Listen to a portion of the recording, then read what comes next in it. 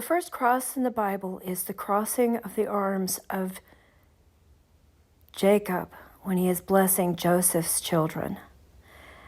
And why did he cross his arms? And he blessed the younger one more than he blessed the older one. And why did he do that? Well, because Jacob was the younger one. And why cross his arms? Well, Joseph used the cross of the food scale to measure food. He was a judge of food. And what he did during times of plenty helped people with things like heart attack, obesity, all of the things like diabetes that happen when you have too much food or the wrong kind of food, but mainly too much food. You can eat too much lettuce and it won't help you.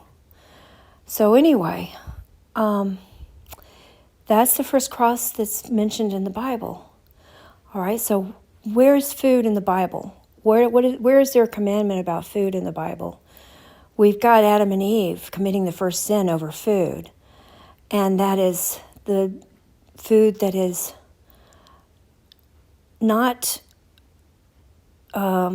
sanctioned. It's forbidden. And the Ten Commandments don't address that. So where is food addressed? Well, Revelation 6 verse 6 says 2 pounds of wheat and 3 pounds of barley. Give us this day our daily bread. Well, you can't make bread that easily out of barley.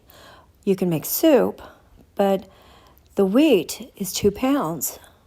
So we should not eat more than 2 pounds of food, of bread, a day. According to Revelation, where else is it in the Bible? Well, it's in the wilderness for 40 years. And nobody wanted to measure their food. If they had measured their food and been really good at it, then maybe they wouldn't have been in the wilderness for 40 years. Maybe if people had been not eating forbidden food, we would still be in the Garden of Eden.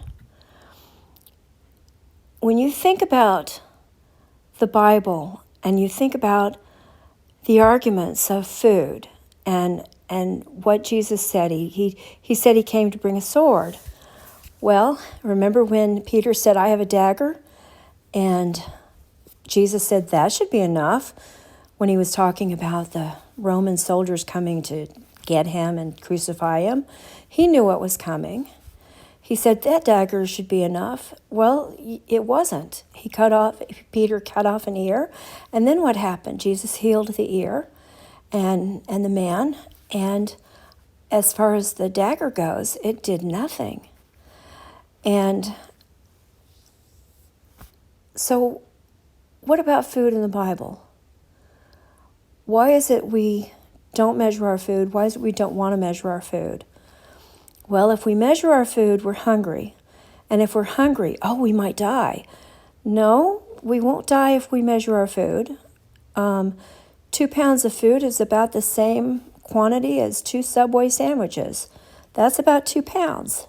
But look at all the bread that's in there. Bread doesn't weigh much.